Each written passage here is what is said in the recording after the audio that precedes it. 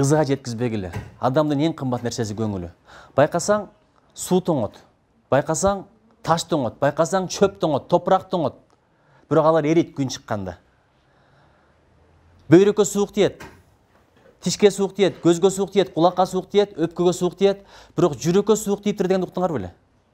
Жүрөккө суук тийбейт, анткени жүрөк дайыма жылуу. Кан айлануунун борбору ушул, толтоо ушул. Дайыма иштеп турат. Эң күчтүү насос ушул. Жылына канчадагы миллион кан өткөзгөн насос ушул. Бул эч качан суук тийбей турган жер. Иштеп турган дене билесиңер эч качан üşүбөйт. Ошол сыяктуу эле. Бирок жүрөккө бирдеге тоңуса эч качан эрибейт. Тоңуган сууң эрийт, тоңуган чөбүң эрийт, тоңуган жериң, топурагың бардыгы эрийт, бирок жүрөккө муз тоңсо эч качан эрибейт. Эриш аябай кыйын. Ошон үчүн адам газа жеткизбегиле, көңүлүн калтырбагыла. Эң кымбат нерсе көңүл. Мисалы, Айзада Бегемкулова деген эжекебиздин бир жакшы ыры бар го. Мага бала деле кымбат эмес, кийин чоңойгондон кийин дагы бир түйтөк башка үйлөнөт экен дагы эришпеди деген деп атат. Мааниси ушундай. Кыз деле кымбат эмес, бирөөнүн бүлөсү экен дейт. Өмүр деле кымбат эмес, бир күнү жердин алдында калат экенсиң дейт. Көңүл кымбат дейт. Кичине шамал болсо үшүп калат дейт.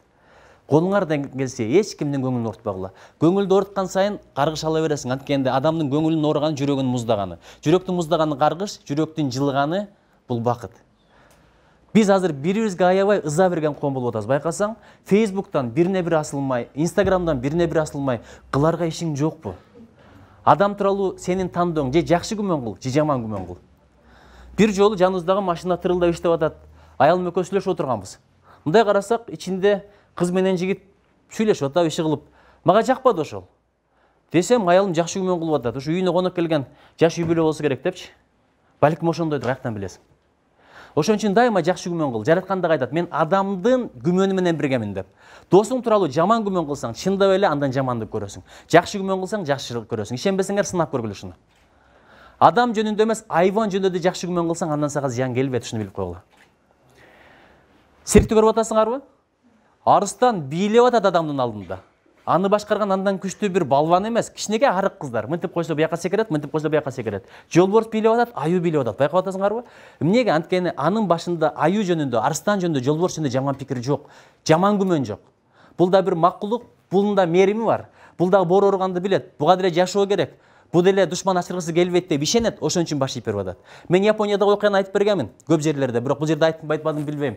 Японияда жүргөндө, Японияда камандар шаарды аралап жүрө берет. Элестетип көргүлө, бул жерге чыксаң, драм театрдын алдында камандар бар атат. Эмне деп ойлойсуңар? Кудум мен деп ойлойсуңар, бирок япондар андай ойлобойт. Ошон үчүн японду көрсө каман качпайт эле, мени көрсө качат болчу. Таң калыштуу, мен баатырдыгымдан, кыйындыгымдан эмес. Каман мени көрсө шырт деп качып кетет эле, үйүрү менен. Бирок япон бараса качпайт эле. Аябай таң калгам. Эмнеге билесиңерби? Анткени япондорго каман торпоктой эле, коздай эле көрүнөт экен. Мындан зыян жок деп билет, зыян жеткизем деп ойлобойт. А мен каманды көргөндө эмне кылам? Колума таш алсам, аны ары карай ичке тепсем болот, мынаны пешинеге таш менен коем, тигинин болсо кулагына эптеп, мынаны таяк менен коюп туруп качам деген ой бар да, ошон үчүн каман сезет экен ошону. Эми каман сезип аткандан кийин, арстан, аю сезип аткандан кийин адам кантип сезбейт? Ошон үчүн жүрөккө минет кыл дейт. Анткени жараткан адамдын жүрөгүнө карайт. Биз болсо көзгүн алдында турабыз, көзгө минет кылып атабыз, кирпикке минет кылып атабыз, кашка минет кылып атабыз, чачка минет кылып атабыз, шпаклевка, бетке минет кылып атабыз. Чубак ажы бекер айтпайт, үйлөнөрдө азыр кыздардын бетин бир жууп койгула дейт. Эркектер да ошондой. Жаз келердин алдында өлүп тирилип, эми катуу айтып койсом кечиргиле, спорт залга бара баштайт. Максаты ден соолук эмес, максаты пляждын сезон башталат. Бирөөгө көрүнүш керек. Бирок жүрөккө минет кылбай атабыз. Жараткан өңүңө да карабайт, түсүңө да карабайт, байлыгыңа да, билиңе да карабайт, жүрөгүңө карайт. Жүрөгүң канчалык таза болсо, жүрөгүң канчалык жакшы болсо, амалды башкара турган ошол. Айтат го, мээ чайнап дейт, жүрөккө берет дейт, жүрөк чайнап рухка берет дейт, рух чайнап напсиге берет дейт, ошентип адам болот дейт. Ошон үчүн бардыгын башкарган жүрөк, колуңду башкарганда, бутуңду башкарганда, кулагыңды, тилиңди, көзүңдү башкарган жүрөк. Эгерде жүрөк таза болсо, жүрөктө ыйман толуу болсо, көзүң жаман нерсени карабайт. Тилиң жаман нерсени сүйлөбөйт, кулагың жаман нерсени укпайт. Биши тескерисинче, пайдалуу бирдеке айтып атса, акырын чыгып кете беребиз. Бирок бирөө жарым ушак айтса, Атамбаев уктуңбу десе, эмне болуптур? Акырын баарын таштайсың да. Кемалди уксуңбу десе, бүт кыздар, эмне болуптур? Баары да кетет ошакачы. Биякта апасы чакырса, кой туруң апасы 1 секундка. 1 секунд дегени 1 саат. Айтып атам го, Кемалди көрүп атканда, өзүнүн тууган баласы кирсе, чык нары Кемалди көрүп атам дейт. Ошон үчүн жүрөккө минет кылгачы балдарым, бул өтө маанилүү. Жүрөккө минет кылгачы кыздарым, бул өтө маанилүү. Өзүңө менет кылганың бул укум тукумга менет кылган. Анткени тарбия дегенчи, тарбия деген бул бирөөгө андай бол, мындай бол эмес, ага көрсөтүш. Балага берген эң жакшы тарбияң өзүңдү тарбияла. Тарбия бул башы бар, аягы жок процесс. Ошон үчүн эч кимге эч качан ыза жеткизбегиле. Биринчи айта турган сөзүм ушул. Экинчиси айыптаба. Кимдир бирөөнү бир иште айыптаса, ал туура эмес болсо, ошол айып өзүнүн башына келмей сайын адам өлбөйт деген сөз бар. Мен бир окуяны айтайын. Эми жаштык бар, жаңылыштык бар. Адамды айыптай бербеш керек. Бир досум үйлөнүп калды, үйлөнүшкө туура келип калды. Ошону алып бардык. Кыштын күнү, жаздын күнү анда машина аябай табыш кыйын заман болчу. Азыр эми машина кеңири. Жаш балдардан бери машина менен жүрөт. Эптеп машина таптык. Чөнтөктө акча жок, биз студент мезгил. Туманды аралап түндөсү бардык. Ата-энеси киргизбей атат. Ата-энеси киргизбей атат, капы болуп атат. Балам ушундай эси жок болуп калды деп. Бирок азыр жакшынакай бир 5-6 баласы бар, жакшы үй бүлө болду.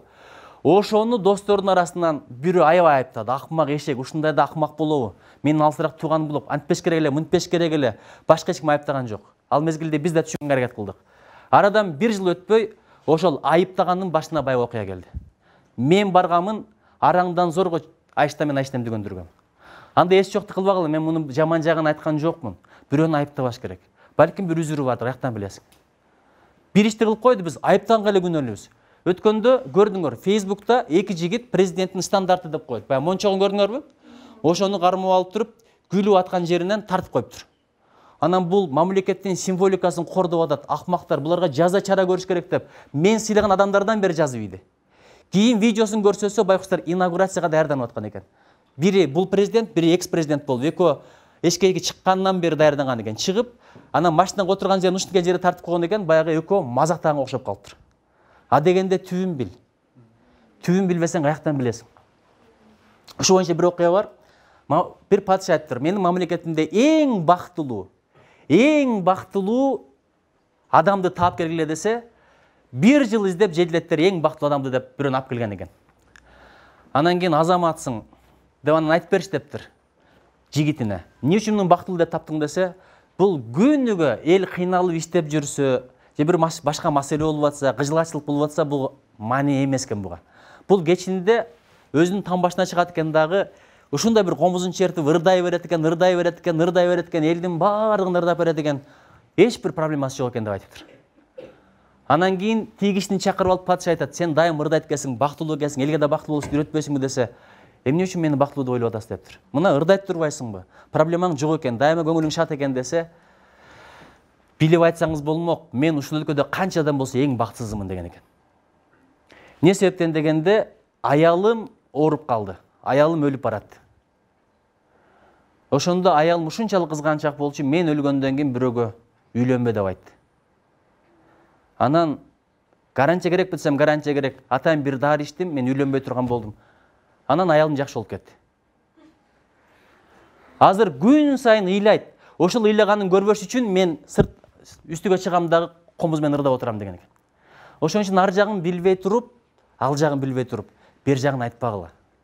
Балким анын үзүрү бардыр, балким анын себеби бардыр. Бирөөнү айыптаганга эле кыйынбыз, бирок эгерде жөн жерден айыптасаң, ошол нерсе сөз башыңа келет. Башыңа келишин каалайсың, каалабайсың, бул бир. Экинчиден, өзүңдө да ошол айып жок деп эч гарантия жок. Адамда өзүнүн башындагы дейт, төөнү көрбөйт, бирөөнүн башындагы чөптү көрөт дейт.